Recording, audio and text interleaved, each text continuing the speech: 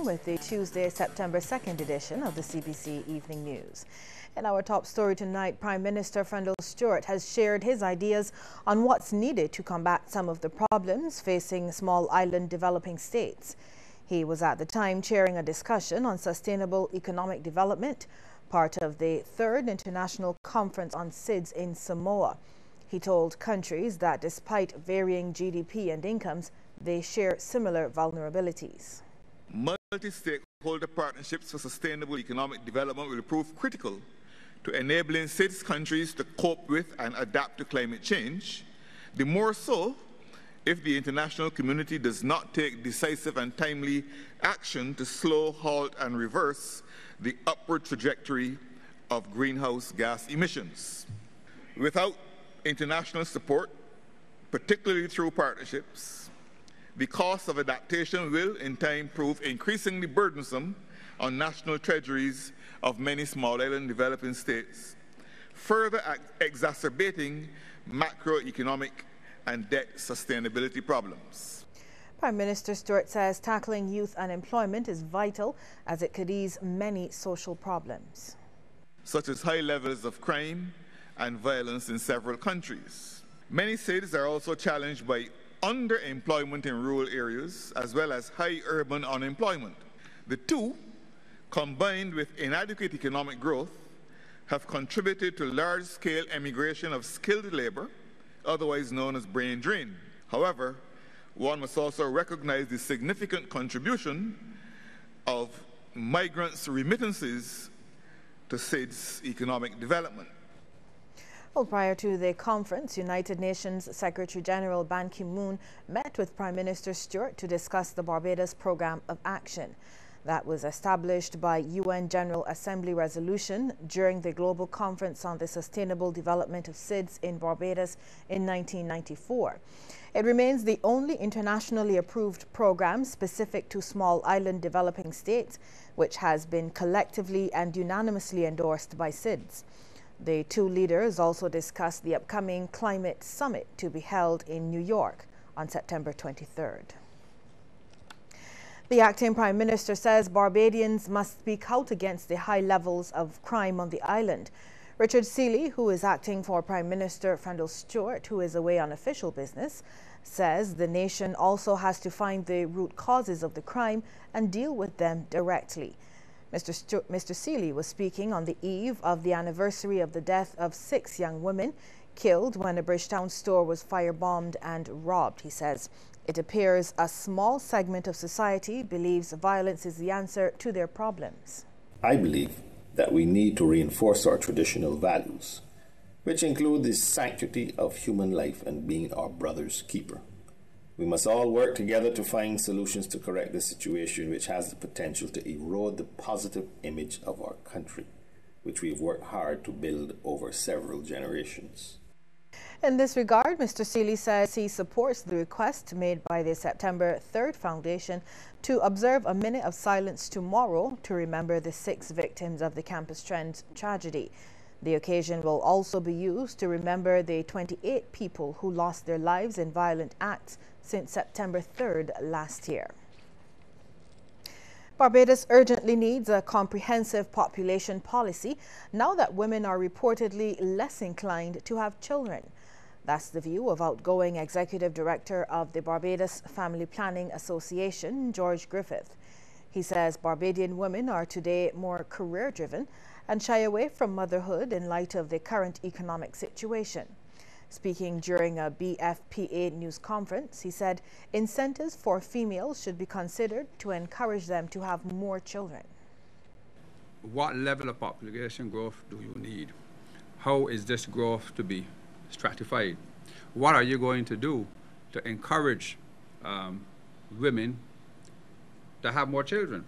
And I've said that we need a comprehensive range of compelling incentives. The BFPA Executive Director is also advocating for the introduction of sexuality education in schools. He says it's a must if Barbados is to address issues teenagers face, particularly as it relates to sexual activity.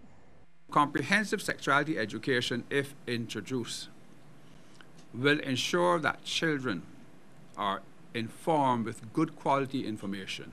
They will understand their bodies and how their bodies work, the emotional implications of the transition from childhood to puberty, what happens at puberty, what happens throughout adolescence. It will be arming children with that information, education, and the skill to protect themselves. Very religious and always helping people across Barbados. That's how Pamela Doughton described the man that raised her, Reverend Earl Hendrick Corliss, Barbados' newest centenarian. She was one of several family members paying tribute to Mr. Corliss on reaching the milestone. And they were joined by a special visitor, the Governor-General, Sir Elliot Belgrave. Ms. Doughton told CBC News that Mr. Corliss is father to one son and 4 daughters and raised her from just over a year old. She says he spent his life serving God and people in the community. That he's always been very soft-spoken and very, very calm, really, really pleasant person. And in fact, I've never heard him raise his voice until he got ill. And he was the sort of person, even when he was in his 80s, up to 95, they used to take the bus and go out to St. Philip to church. And he would leave home to go help old people. And he was obviously older than these old people that he was going to help. So he would help them repair their house, he would help them paint their house, he would help them do a myriad of things. So it was always that caring nature and giving. You know, we came up where we gave away almost everything we had because we were told that you're supposed to share. We'll have more news ahead in just a moment, but first we want to hear from you on the question, should women be given incentives to have children in Barbados? Text yes or no to short code 8111. We'll have the results for you at the end of the news.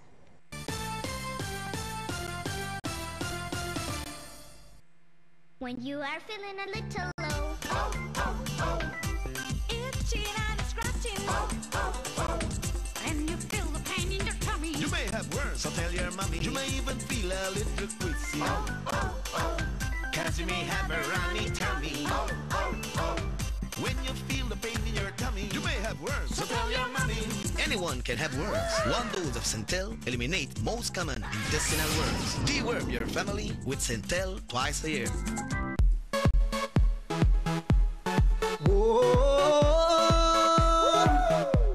I'm happy. Now I'm gonna take my time. I'm happy. Enjoying myself with lime. I'm happy. Escape from reality. Yay! And let lime take care of me.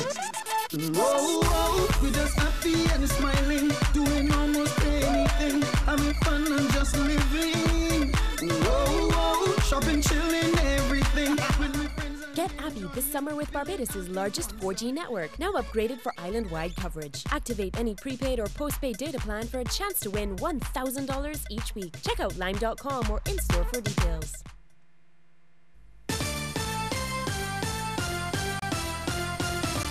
A local organization is on a quest to change the mindset of Barbadian communities as it seeks to promote peace. The ANU Institute for Human Growth and Development has already implemented a number of programs to assist in this regard.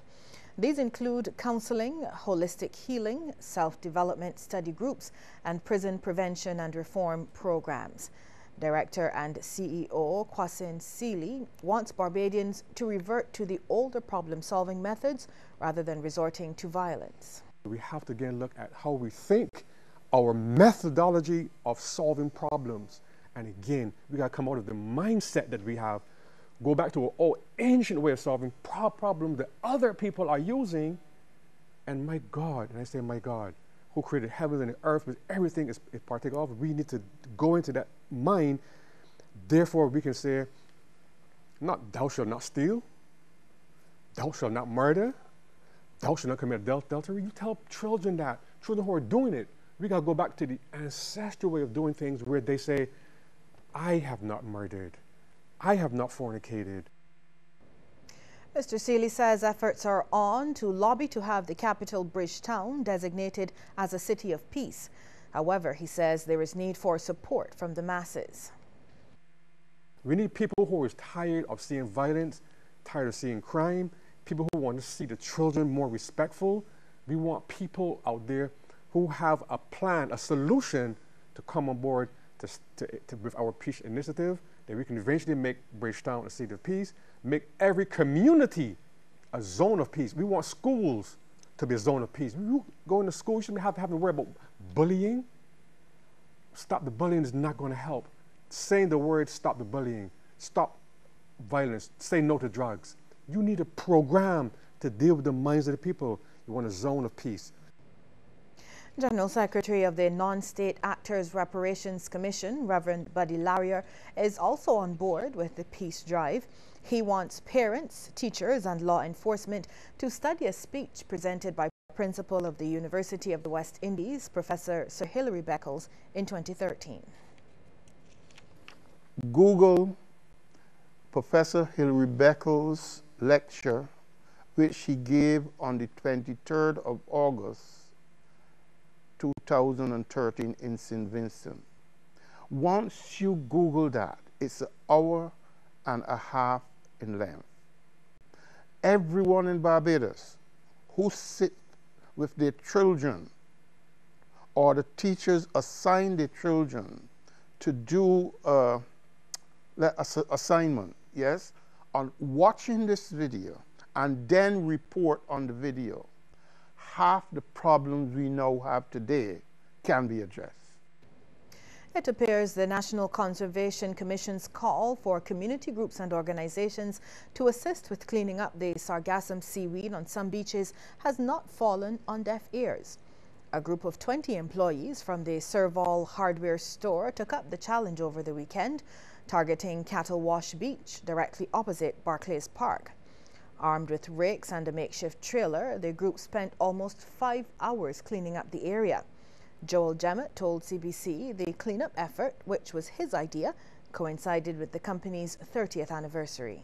We want to start along the south coast. Within probably next 2 months or so, we want to get on the south coast, down either between Long Beach or Accra, from behind that area. We're also looking at the boardwalk, which is a public place which is used and become a lot of people there over the years are using it, so we want to go there also too. So maybe next month or two we're going to try to get to another beach spot. We just want to make this a one-off and then you don't see Serval doing no more community work. Store manager Sean Jones revealed the company intends to target other beaches. Basically, this is the most picturesque parts of the island. And you get more tourists down here than anything else. So we chose this beach because we wanted to make this part of the island which we as Bajans don't really frequent as much as we were frequent like the West Coast and basically around town and the South Coast and stuff like that. We decided to clean up it here in order to get it beautified for the tourists and for ourselves.